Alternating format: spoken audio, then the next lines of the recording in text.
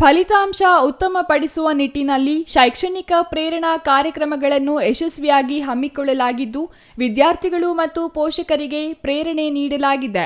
ಇದಕ್ಕೆ ಪೂರಕವಾಗಿ ಎಲ್ಲ ಶಿಕ್ಷಕರು ಬೆಳಿಗ್ಗೆ ಮತ್ತು ಸಂಜೆ ವಿಶೇಷ ತರಗತಿಗಳನ್ನು ನಡೆಸುವ ಮೂಲಕ ವಿದ್ಯಾರ್ಥಿಗಳನ್ನು ಪರೀಕ್ಷೆಗೆ ಸಿದ್ಧಪಡಿಸಲು ಶ್ರಮಿಸಿದ್ದೀರಿ. ಹೊಸ ಪಠ್ಯ ಬೋಧನೆ ಬೇಡ, ವಿದ್ಯಾರ್ಥಿಗಳು ಧೈರ್ಯವಾಗಿ ಪರೀಕ್ಷೆಯನ್ನು ಎದುರಿಸುವಂತೆ ಮಾಡಿ, ಅನಗತ್ಯ ಆತಂಕ ಇಲ್ಲದಂತೆ ತಿಳಿಸಿ, ಎಲ್ಲಿಯೇ ಸಮಸ್ಯೆಗಳಿದ್ದರೂ ನನ್ನ ಗಮನಕ್ಕೆ ತನ್ನಿ, ಪರಿಹರಿಸುತ್ತೇನೆ ಎಂದರು.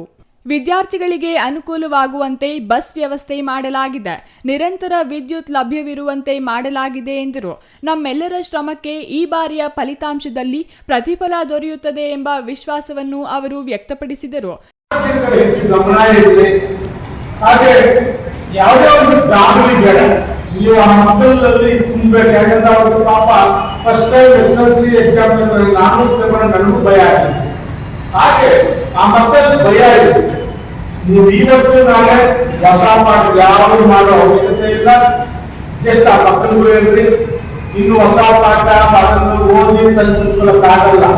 ಏನ್ ಓದಿದ್ರೆ ಅದನ್ನೇ ರಿವಿಷನ್ ಮಾಡ್ಕೊಳ್ಳ, ಅದನ್ನ ಒಂದ್ಸಲ ರಿವಿಷನ್ ಮಾಡ್ಕೊಂಡ್ರೆ ಆ ಮಕ್ಕಳಿಗೆ ಇನ್ನಷ್ಟು ಜ್ಞಾಪಕಶಕ್ತಿ ಇರುತ್ತೆ. ತಾವು ಅಷ್ಟೇ ಪಾಪ ಒಂದು 2-3 ದಿನ ನಾವು ಕಷ್ಟಪಟ್ಟಿದ್ದೀರ. ಇನ್ನಿರೋದು ಒಂದು ವಾರ ಎಕ್ಸಾಮ್ ಮುಗಿಯುತ್ತೆ. ಏಪ್ರಿಲ್ 4ಕ್ಕೆ ನಮ್ಮ ಎಕ್ಸಾಮ್ ಮುಗಿಯುತ್ತೆ. ಅದು ತಂದ್ರೆ ತಾವು ಬಹಳ ಇಂಟ್ರೆಸ್ಟ್ ಆಗಿರ್ಬೇಕಾಗುತ್ತೆ. ಯಾಕಂದ್ರೆ ಮಕ್ಕಳ ಬಗ್ಗೆ ಜಾಗೃತಿನೂ ತಮಗಿರ್ಬೇಕಾಗುತ್ತೆ. ನಮ್ಮ ತಹಸೀಲ್ದಾರ್ ಮಾತನಾಡಿದಷ್ಟು ನನ್ನ ಕಡೆಯಿಂದ, ನಮ್ಮ ಸರ್ಕಾರದ ಕಡೆಯಿಂದ, ನಮ್ಮ ಅಧಿಕಾರಿಗಳ ಕಡೆಯಿಂದ ಏನೆಲ್ಲ ಬೇಕು ಅದೆಲ್ಲ ವ್ಯವಸ್ಥೆ ಮಾಡ್ಕೊಳ್ಳೋಕೆ ನಾವು ಹೇಳಿದ್ದೀವಿ. ಒಂದು ಬಸ್ಸಿನ ವ್ಯವಸ್ಥೆ ಇರ್ಬೋದು, ಅದು ನೀರಿನ ವ್ಯವಸ್ಥೆ ಇರ್ಬೋದು, ಕರೆಂಟ್ ವ್ಯವಸ್ಥೆ ಇರ್ಬೋದು, ಯಾವುದೇ ಒಂದು ವ್ಯವಸ್ಥೆ ಮಾಡ್ಕೊಳ್ಳೋಕೆ ಗಂಜಲ್ಲಿ ನಾವಿದ್ದೀವಿ. ನಾವೀಗ 45 ಜನ ಹೆಡ್ ಮಾಸ್ಟರ್ಸ್ ಫೋನ್ ನಂಬರ್ ತಗೊಂಡು KSRTC ಡಿಪೋ ಮ್ಯಾನೇಜರ್ ಕೊಟ್ಟಿರ್ತೀವಿ. ತಾವೇ ಫೋನ್ ಮಾಡ್ಬೋದಿಲ್ಲ, ಬಸ್ ಮಿಸ್ ಲೇಟ್ ಆದ್ರೆ ತಾವೇ ಫೋನ್ ಮಾಡಿ ಅವ್ರ ಫೋನ್ ರಿಸೀವ್ ಮಾಡಬೇಕು. ಇಮಿಡಿಯೇಟ್ ಬಸ್ ವ್ಯವಸ್ಥೆ ಮಾಡುವಂತ ಕೆಲಸ ಮಾಡಬೇಕು. KEP ನಿಮ್ಗೆ ನಂಬರ್ ಕೊಟ್ಟಿರ್ತೀವಿ. ಎಲ್ಲಾದರೂ ವಿದ್ಯುತ್ ಶಕ್ತಿ ಪ್ರಾಬ್ಲಮ್ ತಾವೇ ಫೋನ್ ಮಾಡಿದಾಗ ಅವರೇ ಅಟೆಂಡ್ ಮಾಡ್ತಾರೆ.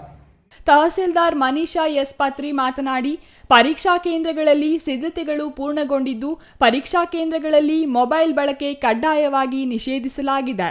ಪರೀಕ್ಷಾ ಕೇಂದ್ರಗಳ ಪ್ರತಿ ಕೊಠಡಿ, ಕಾರಿಡಾರ್, ಕಚೇರಿಯಲ್ಲಿ ಕಡ್ಡಾಯ ಸಿಸಿ ಕ್ಯಾಮೆರಾ ಕಣ್ಗಾವಲು.